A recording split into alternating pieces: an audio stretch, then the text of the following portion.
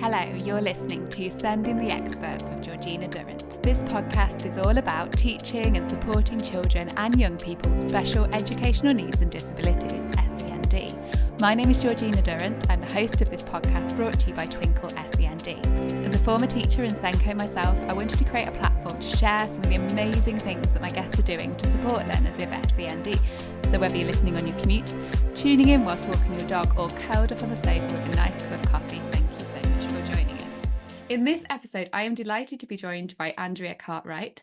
Andrea works as a practice and innovation developer in the product and innovation team at Thrive and is a fully licensed Thrive trainer. Thrive is a former sensitive approach, and we've covered it before on the podcast. A key part of her role is to research, write, and develop content to inform practice and training. And as a former deputy principal, Andrea has worked with all ages of students across early years, primary, and secondary school.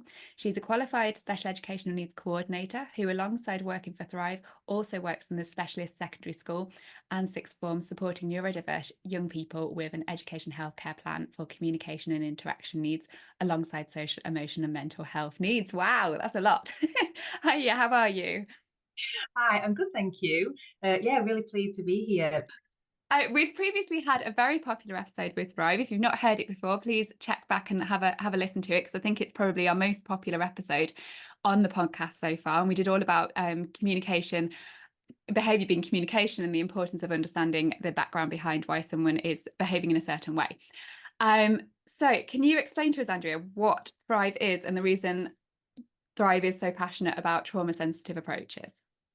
Yeah, so Thrive offers a trauma-informed whole school or setting approach to improving the mental health and well-being of children and young people. And trauma-informed practice is an approach grounded in the understanding that trauma exposure can impact an individual's development.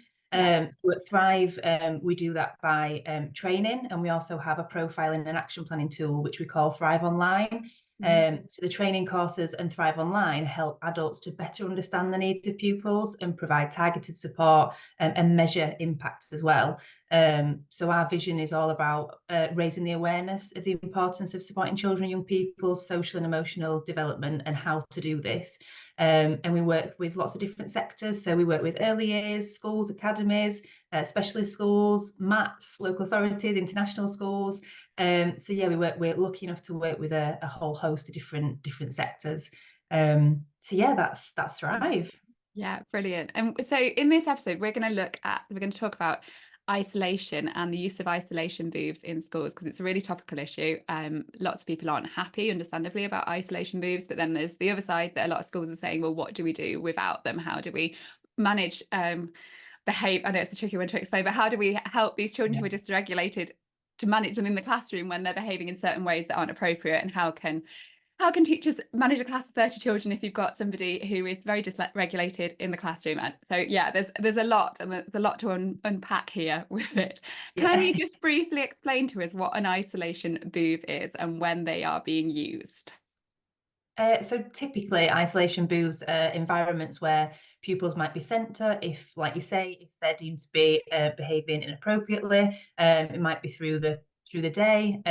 It can be short term or long term. It might be, just for a certain session. They might be in there all day. And typically, isolation booths are kind of small, three-sided structures that are kind of enclosed, that pupils sit and tend to face the back of the wall, usually in silence. And it's not just isolation booths. Some schools or settings might use isolation rooms where they might have individual desks that they sit in if they've been removed from the classroom. Yeah, So that's the experience of them. yeah, all of the secondary schools I've taught in have had these either isolation rooms, like you say, where a room where the children would go to, Yeah. if secondary children would go to if they were causing disruption in the lesson, I suppose, and they were sent to these rooms. Or there was, like say, these isolation booths, and I've seen it. There was a big school I worked in where they had these isolation booths, and it was like a desk. So desks all around one wall, if you like, of the room, like Yeah. an L-shaped round, and then sort of partitioned off with I don't know what the material is, but partitioned off at the sides. So they were all in these separate booths that were supposed to Yeah. stay in for a long period of time. Yeah. So are we finding it's just in secondary school? Because I've only experienced it personally in secondary schools. Is that what you're finding, or are we hearing of primary schools using them? I think the same. So in my experience, I've known lots of secondary schools and provisions use them. Yeah. However, I've known that primaries do as Wow. well. And I think it's becoming more popular, if you like, with much younger children, whereas I think previously we might have only seen it in with older students in Yeah. secondary. I do think some primary schools are also using them as well. Wow. That in my experience. Yeah, that'd be really interesting to know if anyone's listening and is in a primary school that uses them or is aware of primary school. It'd be interesting to know the reasons behind that. So if we're thinking of this from the child's point of view, because I know Thrive is all about thinking about things from, from the child's point of view, as we should, what's going to be the impact on a child, in your opinion, if they are isolated from their peers in such a way? If they've been in the class, they've not been managing their emotions and they're dysregulated in some way, and their behaviour isn't how somebody wants it to be, and then causing some disruption, perhaps they're making the lesson difficult for the teacher, they're making it difficult for their peers, and they've been sent out of the classroom isolated away from their peers for a large proportion of the day. How does that help them? How do you think it impacts on them? So we know that humans have got an innate drive for connection from the moment that we're born. What we're doing is we're trying to connect in with others, and we've got that drive for attachment and connection.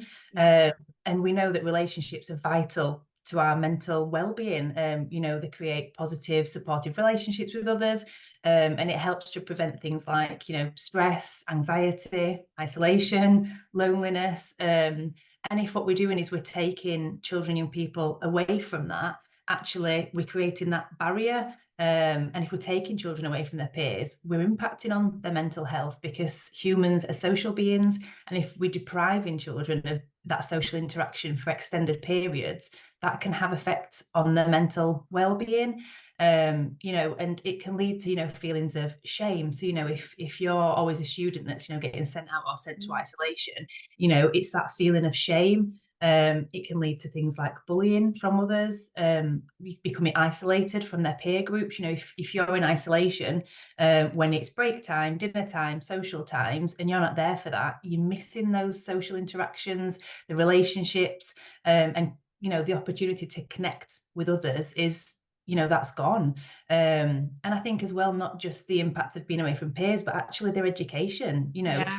They're not in the classroom, they're missing out on that, the expert in the room, that vital teaching. And obviously often in the isolation rooms or booths, there'll be an adult that may or may not be a teacher to support with the work they've been sent, but they typically aren't the expert in that field. They're not the maths expert or the science expert. They're away from the resources that they need. And that leads to them falling further behind with their education. It's difficult if they're constantly in isolation and away from the classroom.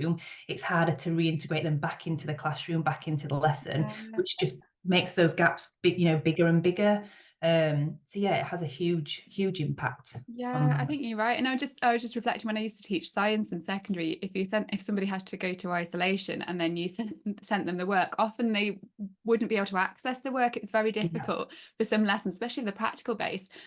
They need the input from the teacher, they need the input from the practical session of that lesson, and then how are they expected, and often they're the ones that are struggling with the actual content of the lesson anyway, and then they're expected to sit in isolation with a worksheet or a textbook, and you knew it wasn't going to come back at a high quality amount of work. Even if they were sat there with it, they'd be struggling. And like you say, the adult in the room is very unlikely to be a specialist in the subject of the piece of work they've got. They could be like a cover supervisor, they could be somebody else that hasn't got the specialist of that subject. So it's going to massively impact on education, isn't it? Yeah, absolutely. And like you say, if you've missed, lessons move really quick. So if you've missed a key chunk of learning, then you're coming back into something that you think, I don't understand what we do. Everyone's moved on and they've kind of left you behind because you weren't there for that bit of teaching, especially if you're in there for 2 days, 3 days, that's 3 full lessons. That's a huge chunk of learning that you've potentially missed, that you then when do we make that up? When do we bridge the gaps between that? And it can, like you say, it's harder to reintegrate back into that lesson, which is likely to lead to dysregulation, behavior incidents, which then kind of starts the cycle all off again with back in isolation. Yeah, So yeah, yeah, because breaking that cycle. imagine being that student that comes back into the class after having been isolated. They now don't understand, they were struggling before perhaps, they now don't understand where you're up to at all. and are expected to be able to continue. It's impossible. But then again, from the teacher's point of view, it's really difficult because there isn't time in a packed timetable realistically to catch all these kids up on it's a really tricky one, isn't it? Because you know, I've been there and I get how tricky it is for the teachers on the ground who were working, you know, you've got 5 periods in a day of work, of lessons, and trying to catch those kids up who've been in isolation. You've given them the work, they've disrupted your lesson, you're trying your best. It's really hard. I also wondered, you know, when you were saying about the impact on the child and like their self-esteem and all of that, when they've been isolated, it's almost a bit like when you put, you know, like the whole putting a toddler on the naughty step, and how that, we've been a lot of research saying that doesn't work now. The idea that separating them from you when they actually need you the most isn't helpful. Absolutely. And it's relationships, that's the key thing, and it's having that attuned adult alongside, because what happens is when children are dysregulated, or if they're heightened, they often don't know how to regulate themselves. They might not be able to explain how they're feeling or why they're feeling, and often they don't know, like I say, how to regulate themselves. So they might do things and behave inappropriately because they don't actually know how to deal with that big feeling. So actually separating them from the adult, that's the person they need the most. So, you know, it's without an attuned adult alongside, they're going to struggle to understand cause and effect. They're not going to shift that feeling into thinking. So, you know, they're going to struggle to think, you know, feel in a certain way and think, right, this is what I need to do. You know, do I need to have a 2-minute brain break? Do I need to go and get my fidget? Do I need to, you know, have a walk to the toilet and come back again? Without that adult to support that, that's really difficult. So in Thrive, we have things called vital relational functions. And it represents the key techniques that we use to apply in relationships. So, you know, if a child is dysregulated, it's attuning, you know, attunement. So matching their energy, you know, noticing what they're doing and attuning to how they're feeling, and then validating, you know, acknowledging how they're feeling. You know, it's okay to feel like that. We all have these feelings. That's normal, you know, and not kind of brushing it aside that it's not normal, because often then children think, oh, it's, you know, it's not all right to feel angry, it's not okay to feel, you know, like that, because it is adult. We all feel like that's part of life, that's part of human nature. And it's acknowledging and giving validity to those feelings that the child's experiencing, and then containing it. So you're the supportive adult alongside, so providing predictability, routine, you're the security and the safety for that child. And then regulations are helping them regulate. So, you know, what can we do to you know, bring you back down and get you ready to be back into mass? Do we need to have a quick walk around the playground? You know, do you need to go and do a sorting activity? You know, just to get them back, you know, to reduce their cortisol and get them in a calm state, ready to go into science, go into maths, go into English. So the adult is absolutely that key, is the key person in that, to be alongside and not isolate them. Because when that happens again, when they come back into maths and they get dysregulated again, they're going to be stuck. They don't know what to do. They don't know how to regulate or how to deal with those feelings. And when we're just dismissing it and sending them to isolation or out of the classroom, you know, that learning opportunity. Absolutely. And I suppose as well, I remember last time when we spoke to your colleagues at Thrive, they were saying as well about like developmental age as well, because we often think of students at secondary school as being able to sort of regulate starting to be able to regulate their own emotions, think about strategies themselves for self-regulation. But if they're developmentally a lot younger, as we might have with some of our children with SEND or children who've experienced, you know, adverse childhood experiences, then surely they're going to be more like needing co-regulation level rather than being able to self-regulate their emotions. Yeah, absolutely. And like you say, just like with anything, with reading, with, you know, any kind of subject, it's the same with social and emotional development. Children and young people and adults can have gaps in their development. And like you say, if they have got gaps and earlier unmet needs, then they might struggle. And it might be that, you know, we're looking at a 15-year-old in a 15-year-old's body, but actually their social and emotional age might be 12 months, 6 months. So when we're trying to expect them to regulate and behave in certain ways, and, you know, and they've not been taught how to do that, and they've not had that attachment and those positive relationships, then they're going to really struggle to do that. And it's our job to help, you know, fill those gaps and help support them. And it takes time, you know, often, you know, when I talk to people, I train people, and they'll say, no, I did it once and we talked about it, and they said, yeah, we're going to do this next time, and then they did it again. And that's what will happen, because it takes repetition to build the neuronal pathways and to build those links. And, it will take repetition of, doing it over and over again and having those conversations until they can start to do it for themselves. But again, it's back to that, the adult is the key resource, and it's you that, supporting them to do that each time is the way forward, and to help them to have that, again, that big feeling and know how to handle it and what to do, and to be able to recognize, because we don't always do that with children. We talk about feeling sad or happy or angry. Actually, what does it feel like? When Yeah, I'm for some angry, children, it feels they don't know, do they? It's no. yeah, difficult to make the connection between. They might be able to recognize a picture and say, oh yeah, that person is looking happy, but they don't know how it actually feels inside, and be able to recognize their own emotions. Yeah. Yeah, absolutely. And talking about when we feel angry, what does it, and it's different for everybody. So it's, Mm. not assuming that we know how they feel, because we Yeah. don't. Naturally, it's wondering. I'm wondering if you're feeling like this. I'm imagining it's like this for you. I'm noticing. And and giving your own experience, saying, when I feel angry, I feel it's tight in my stomach, feels really tight. I get really hot. My hands might clench and they get sweaty. And talking about what it physically feels like, Yeah. and putting names to that. So, this is what it feels like for me when I'm feeling disappointed, when I'm feeling overwhelmed, and using words, because, like we say, if they've not been taught that, they won't know it. No. Uh, Absolutely. And I suppose learning from us as well, strategies like, you spill your coffee whilst you're teaching, not just pretending you're Absolutely. absolutely fine about it, but you could, obviously don't shout and scream and cause a big fuss, but you could explain, you narrate it, couldn't you? And be like, oh gosh, I'm feeling so Absolutely. frustrated that I just spilled my only coffee of the day. I'm just going to take a minute to myself and take some breaths, and then I'm going to come back to this because I'm feeling a little bit cross or something, just so Yeah. kids can see that adults also have emotions and how we deal with them, and what strategies we're using, I suppose, because they learn so much from watching us, a lot more than I think we realize, even teenagers. Absolutely. Yeah, definitely. And it's interesting you say that, because one of the things I was thinking about is,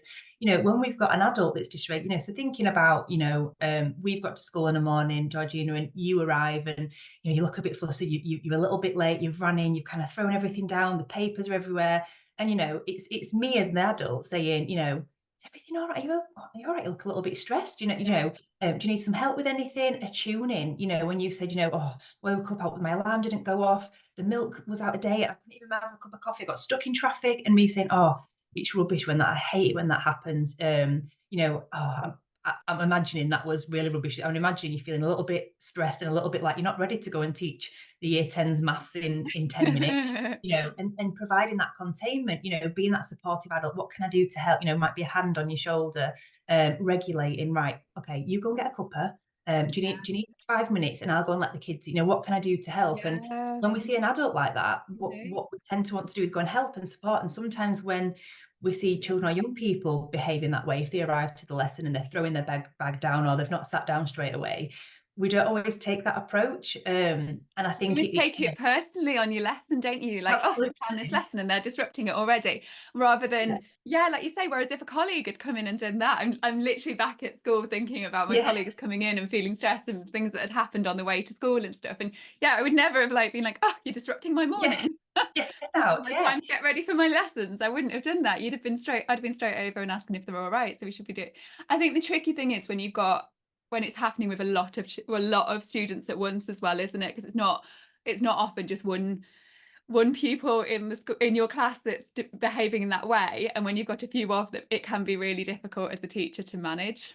Yeah, and I think when you were just saying that bit, it's about in Thrive, we take like a non-judgmental stance. Yeah, Um, and sometimes, especially with some of our younger children and older, what might be absolutely the end of the world for them, it might be something tiny, like their pencil breaking, or something that in the grand scheme of things for you, feels, insignificant. But for them, it's their whole world, like yeah, social groups falling apart, argument, that is absolutely, for that child or young person in that moment, the biggest biggest thing. Yeah, catastrophic thing that could be happening. And it's taking that non-judgmental stance when we're yeah. approaching situations with children, young people. Yeah, and likewise, you don't know what's been happening at home. Things, I think with the cost of living Absolutely. crisis in particular, things are really bad for quite a lot of families, and you don't know what's been Yeah, happening at home before they've managed to get themselves to school. You might have a young carer in your class. There's all sorts of things that could be going absolutely. on that you might not be aware of, Yeah, or you might, yeah. So, yeah, I suppose it's meeting them where they're at and remembering, yeah, not to judge, I suppose, when they first come in. yeah. Um, we've waylaid, which is great. I love having a chat. But let me coming back to the isolation booths then. Is there any guidance on how, because we mentioned about some children spending full days in isolation booths. Sometimes I've known kids spending more than one day in the isolation booth after a period of time, you know, and they've done something significant in a lesson. I'm not going to, you know, hide that. Like something must have happened very significantly for them to be in an isolation booth. But is there any guidance on how long schools are allowed to keep children in an isolation booth? Is there any law on it? I don't think there is that I know of anyway. I know that schools will have their own policies in place, or you would like to hope so if they're using something like isolation booths or isolation.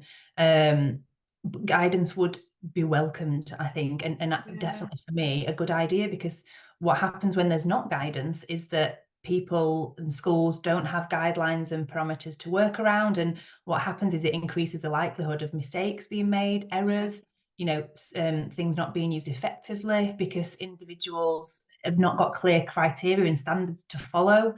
So typically, if there's not that guidance or policy, people are using it in different ways.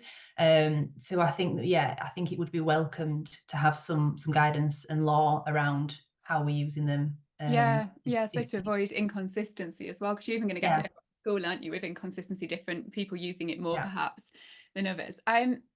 So what's your opinion on them? I think we know what your opinion is, but I'm just going to ask you, what's your opinion on isolation booths? And are there any times when you think it would be appropriate to use isolation as a strategy?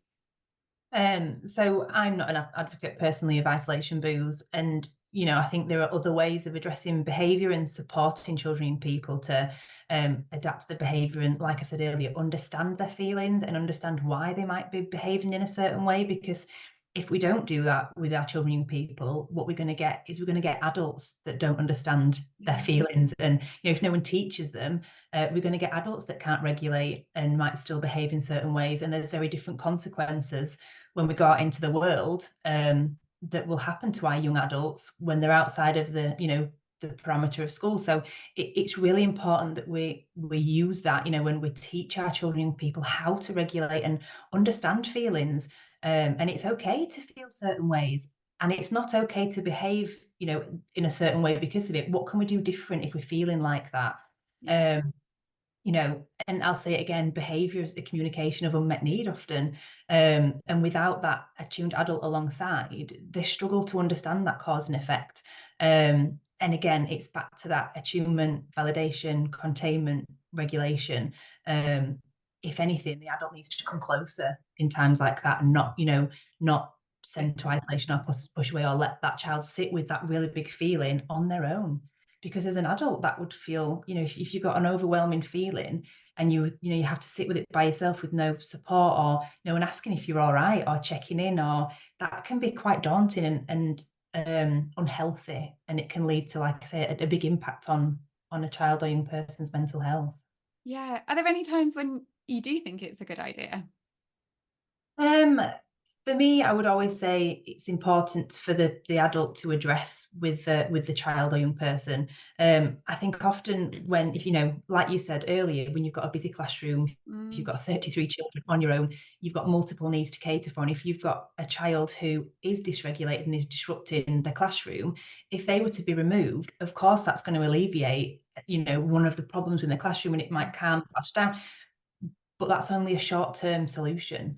You know, and it might need to be that child needs to be removed if they're being unsafe, or, you know, but it's who catches them at the other side. It's, you know, who's waiting for them in isolation, or who's that person who they go into. And I think that's the thing that we need to look at. It's when they go into isolation or to wherever they're going, if they're removed from the classroom, actually, where are they going to? You know, they're going to an adult who is trained and able to talk to them about what's happened, and, you know, talk about, you know, if there's been an issue or a certain behavior, or if they've done something, you know, that's not acceptable.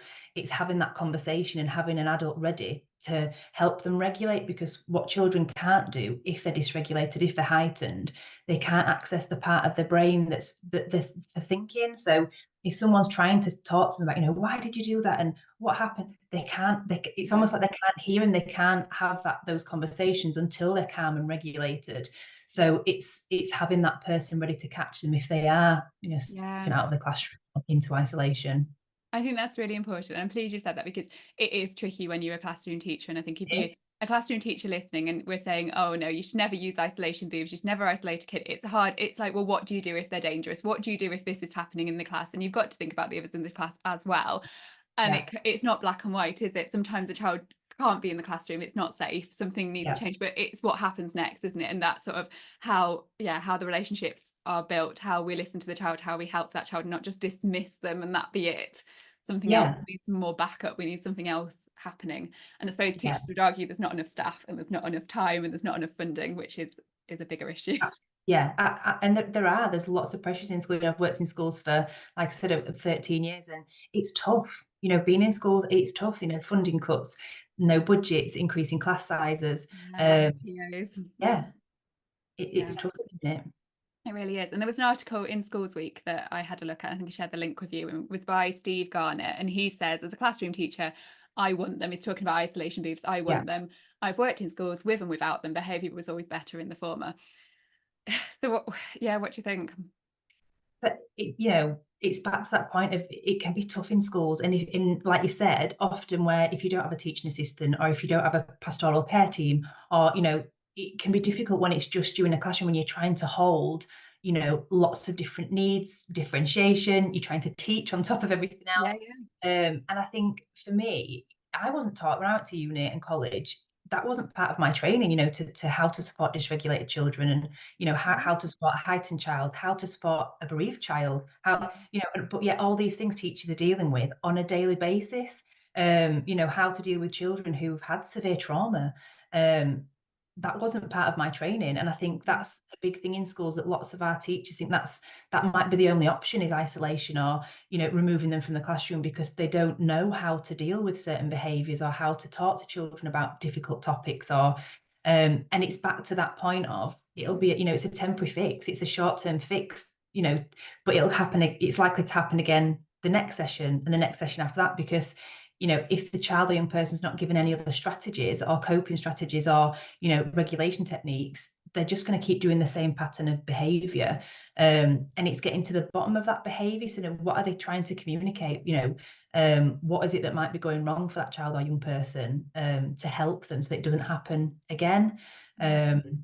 So yeah, I would say, it can be a temporary fix to remove a child from a certain situation, but it's where they're going to, who's going to catch that, and what we're doing to help them, just as we would if they had, if they were struggling to read and they needed a reading intervention. They're struggling to regulate, and they're struggling to, deal with certain situations, or, if every time they're on the football pitch, they can't cope if another team scores, or if they don't get the free kick, and every time they do that, they're becoming really dysregulated. They might be hurting other children, they might be kicking the goalpost, storming off. If no one's there to catch that and talk about that, validate, attune, contain, regulate, they're going to do it again and again and again, because nobody's taught them any other way of dealing with it different. Yeah, it's huge, isn't it? And it's really hard. And I can see both sides of this in some ways. But, as a parent as well, I can definitely see that the thought of your own child being in that sort of situation is awful. Like if someone wasn't helping them with their emotions in that situation, and they're not being in the lesson. Yeah, it's so hard. There just needs to be a different way of thinking almost, and a way of being able to meet everyone's need. I don't know. It's really hard. What about, because obviously our podcast is all about children with special educational needs. What about if we think about isolation booths for children with for children in the class who've got SEND? Are they going to be inappropriate for some children with SEND to be used? Is it inappropriate for isolation booths to be used for some children with SEND, and why? Yeah, so I think students who've got additional needs might need additional provisions or changes in provisions. So they might need more regular brain breaks. They might need certain fidget toys or fidget chairs. They might struggle to sit still for long periods of time. So saying that they're expecting them to sit in silence on a seat with no sensory feedback whatsoever, often for, like you've just said, in some cases really long periods of time, is not going to be manageable or productive for them. And they're likely to fail. I've heard it called fail isolation, and then you have to do the whole thing over again. And actually, they can't cope in that environment. And often if we've got children with SEND, they've got additional support plans, individual education plans, often education healthcare plans, which means they need additional support and they need a tailored approach to meet their needs. And if we're not making reasonable adjustments, then we're not meeting the needs, because they do need something different to what some of the other students might need. And I think, when we're sending, if we've got all children, not just children with SEN, but if we're sending children out or away from the classroom or sending them to isolation, what we're doing is we're reinforcing to them that you don't belong here. And what we need to do is we need to create that sense of belonging. And when I come to school, I'm safe. This is where people understand me. I feel like I belong here. And when you're constantly being sent out or sent to an isolation, because you're struggling, it kind of does reinforce that, oh, they don't want me here. I don't belong here. I'm not like the others. And again, it's back to that sense of guilt, shame that often lots of our children and people are sitting with and feeling, because it's reinforced by not being able to be in that classroom with their peers. Yeah, and I was just thinking, for like reasons of children being sent to isolation moves as well, it like for children with SEND in particular, if you've got like an autistic child perhaps who may or may not have sensory differences, if they're being overwhelmed by like sensory input in the classroom and they can't manage it and feel overwhelmed and dysregulated, and then we're sending them away because of it, that's not fair. Yeah, absolutely. Yeah. Or the child with ADHD who, might be sat there, and I'm being stereotypically, obviously everyone's different, but, there could be a child with ADHD in a classroom who is physically unable to sit still for that period of time and can't, and then gets up or moves around and does something and then ends up in trouble because of it. It's not taking into account their needs. No, and it's like you just said, every single child is unique and different. So what might work for one child or young person might not work for another. What it looks like for one child or young person might look different to another. And you're absolutely right. And if we're not doing that, then we're not doing our legal duty to meet the needs of all students. But like you say, those with SEN who've got additional needs that we need to support. Yeah, absolutely. So what are the alternatives? And this is the tricky bit. So for schools who are currently using isolation booths, but are thinking, we would like to move away from them. I'm sure like no teacher wants to be sending a child to an isolation booth and them be feeling that shame and feeling that way. Everybody goes into teaching in a way that they want to support children. And I can't imagine anybody wants that to happen. And they're busy and they would love to be able to spend the time to build these relationships up. But realistically, when they've got full timetables and it's a busy school, what can they do instead? So at Thrive, with our training, we train people to learn about why young children and young people might behave in certain ways, and understand kind of the underpinning theory and research behind it. And it provides strategies and knowledge on how to approach certain behaviours, what to do in certain situations, because like you say, like similarly, and in my experience teaching years, like I've been in situations where you think, oh, I don't know how to deal with this behaviour. I'm not sure, because no one, you kind of learn on the job, if you like. No one teaches you really. Well, I didn't get taught that in uni, what to do if, a child is dysregulated, or if they're throwing a chair across a classroom, or if they're hurting somebody, those kind of, or you can learn about it sometimes, but then when you're in it, it's kind of like, it's very different. So Thrive training provides the kind of the skills and strategies to handle, to help children and young people to handle their emotions and self-regulate. And it gives them the strategies and skills, and it's helping people to have a different way of responding, that will help bring down the stress and cortisol levels when children are dysregulated. And it's giving them the tools and the strategies and the techniques to be able to use in the classroom, or and using the profiling tool will highlight which students do have gaps. So like I was saying, you might have a 15-year-old that's working at a 6-month-old level for their social and emotional development. So it will highlight those students who need extra support, who might need one-to-one support, who might need a home action plan for parents to how they can support at home.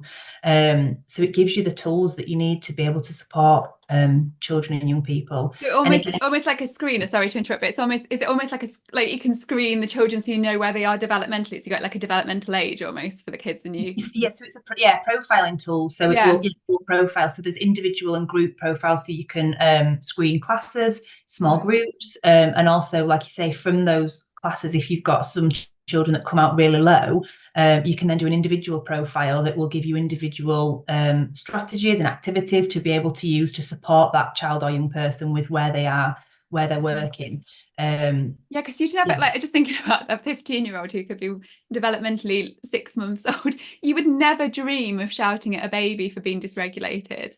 Absolutely. And if we Like, like can you just imagine, said, like, if a baby absolutely. was crying and was dysregulated for various different reasons and you shouted at the baby, that's, you know, it's a child protection Yeah. issue. You would never do that. But if a child who's 15, who's developmentally at that age, and we are shouting, sending them to isolation, all of these, it's wrong.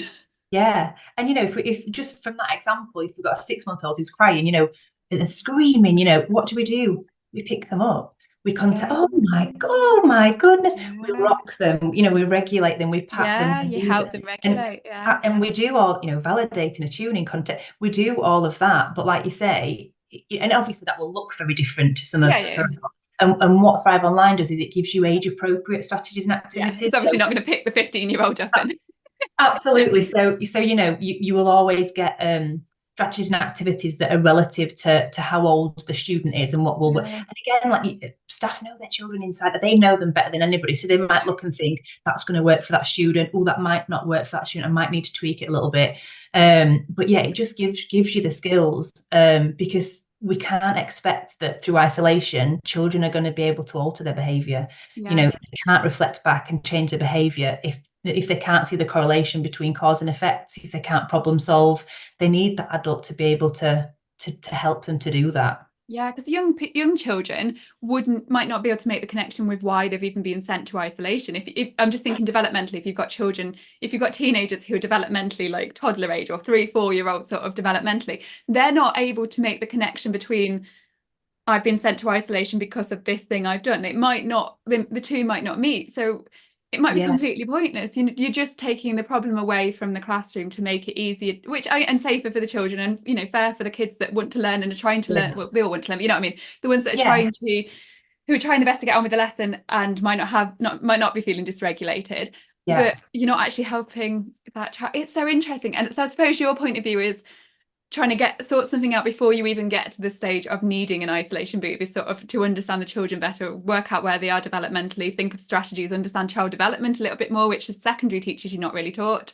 All of that sort of stuff beforehand, so then when they're less likely to need anything else. Yeah, and also when, you know, because that's a human nature, people do get dysregulated, and like it's knowing what to do and how, and having things in place. So, you know, teachers are amazing. You know, like teachers I work in schools, I'm a teacher, you know, and all the things they have to hold in one, you know, there's a lot. I think they are amazing. And it's having, you know, it's working with your team, with your senior leaders to put, you know, policy and practice in place. If you've got a young person that is regularly dysregulated or disrupt, you know, what does that look like? Because, you know, like you say, if you're on your own with, you know, a large group, what does that look like? What policies are in place? You know, what is the strategies? What, you know, who do we need? You know, do we need somebody else for support sometimes? You know, might we need a teaching assistant, or, you know, and it's looking at the wider team and putting something in place to support you, that young person, and the other children in the classroom as well. So very much around policy and practice and what it looks like for your school. Yeah. And so if we think about I know we've spoken specifically about isolation booths, but isolation in general. So longer term, how can behaviour policies ensure that learners are kept safe without them needing to? So is it these strategies then, would you say, these strategies that we're putting in place, understanding the children? What can we, how can behaviour policies ensure that these learners are kept safe and don't need to be isolated? So in Thrive, we talk about having relational policies. So one of the, I think you'll have got it from me today, but one of the core principles of Thrive approach is the adult-child relationship, which is vital when developing children and young people's, you know, social and emotional skills that are essential for life and learning. So it's really looking at how do we build those relationships? What does that look like? Do we put an importance on relationship, you know, getting the relationship right first, building those relationships?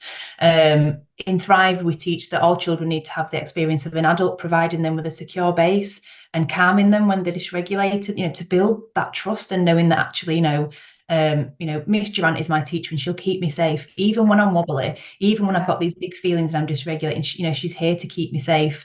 And we call that being a co-regulator, because we're meeting their needs when they're being dysregulated. And when children experience safety in their relationships, they open up to new learning. And they're more able to look at what might we do next time and talk about that. Whereas if they're met with not that relationship, or they're met with being sent to isolation, or that silence, that expectation of we're sitting, we're not talking, you're getting on with your work, that kind of shuts down that relationship and that safety, because again what we're reinforcing is possibly you don't belong, or there's not someone here to help me when I've got this really overwhelming feeling. I'm expected to sit here in silence and not talk to anybody. So yeah, it can be tricky. And I think for any policy, or whether it's a behaviour policy, relational, whatever, I think it's about the staff understanding that policy and knowing that policy, and leaders following through with that. And if we're putting in place, I don't know, extra support or certain plans around certain children, that everyone's aware of that and everyone's coming at it from the same point of view. We're all using the same strategies, the same activities together. That's really important, that everyone's aware of that, and we're all following the same. I think the only thing that people say often when you say about relationships, and that the input, which I agree, relationships are very, very important, and is if you're a teacher and you're teaching hundreds of children in a week, how on earth, and you do develop relationships with the children as they go on, but in the first few weeks, how on earth can you possibly have these relationships, good enough relationships to help with dysregulation, etc., when you're teaching hundreds of children?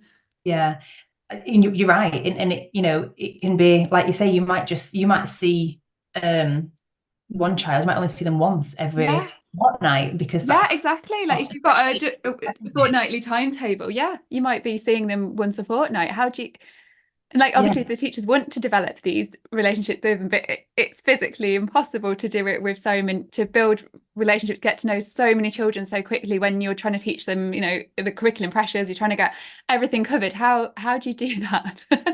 And you're right, and obviously every school and provision is different. I know in my experience, when we, not just coming from like year 6 to year 7 or whichever transition year group, if we're just coming into a new school, but also between year groups, the first kind of 2 weeks is very much kind of, I don't want to say curriculum on hold, I don't mean that, but it's very much, the first 2 weeks are very much around building relationships, getting to know the students as well as you can, when you might only see that class once a week, or once a fortnight.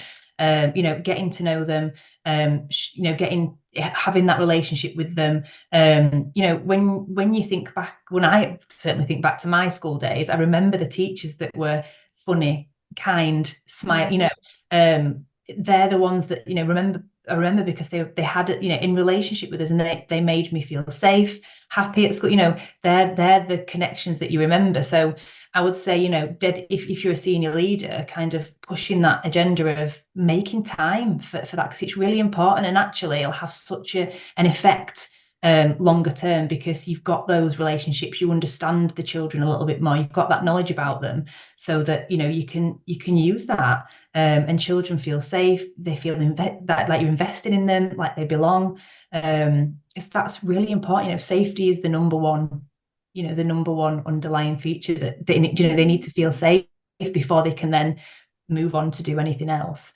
Good point, because then you sort of even though it feels like you're missing out on the time for the curriculum and it's so tight and you've got to get all of this stuff fit in a sense, it's a good thing, because if you get the relationships right first, then you can whiz through the curriculum afterwards, can't you? Because you're not going to get children disrupting the learning's not going to be disrupted, hopefully not disrupted as much, if the relationships are there first and children are able to learn. So I suppose it does make sense, but I can see sometimes being hit with a bit of resistance when you've got absolutely trying to get through loads of stuff. And absolutely, and it can be little, I always watch on social media and things now, and you see kind of teachers doing different welcomes, and and it can just things like that, like and just and I appreciate it's difficult, like I say, when you've got such a huge number of students, but it's trying to remember just as they're walking in the classroom, you've done your hair, it looks lovely, that hair, like, And This is just little right. things like that. And, how was your mum after the weekend? Asking about their family, just as they're walking in the classroom. So it's not eating in,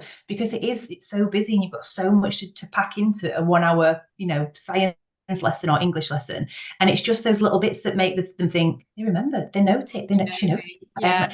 Things like that make such, as an adult, that, is, it makes me think, oh, Georgina remembered about, she remembered Yeah. to ask me about my holiday or how my gran was doing, or she noticed I'd had my hair cut. And, little things like that make such a difference. And again, just build those positive relationships, and help children to feel safe within your lesson. Yeah, you're right. And it's like walking down the corridor, isn't it? In between, break time, maybe stopping and saying, "Oh, how is your pet dog today? And is your puppy Yeah, not settled in the morning?" So, anything like just trying to yeah, remember, like you do when you're trying to build a relationship with an adult and you're trying to make friends with someone, you absolutely. remember what they've told you and then you bring it up another time with them, don't you? And then they think, "Oh, brilliant, she's remembered that I like so and so and that I like Yeah, whatever." And then yeah, it helps to build a yeah. relationship. I suppose it's not massive things really, is it? It's just like little Yeah, showing that my showing an teacher interest. cares, she's remembered, she must care, Yeah, and showing that interest, and like you say, just for that short little bit as they walk in or leaving the classroom, or can make all the difference. yeah. No, that's brilliant. You've given such brilliant advice. It's been really, really useful. Do give us some links then, because I know we've got, and I'll put Yeah, the link to the previous podcast we did with Thrive. So if you're listening to the podcast, if probably listen on your phone, if you scroll down or on your computer, scroll down, you'll see the links below. If you're watching on YouTube, they'll be down here. So I'll put the link to the previous episode we had with Thrive, and I'll put some links from Twinkle as well. But what would you like us to link to as well? so I'll link the Thrive Approach website, and on there is some other Thrive in Action events that we've done that you could that people can watch. There's Yeah. information about our training, a little bit more about what we do. So yeah, there's lots of things on there for people to have a look at. So I'll post a link after this. Brilliant. Thanks ever so much. It's been fantastic. Wasn't she brilliant? Such great advice.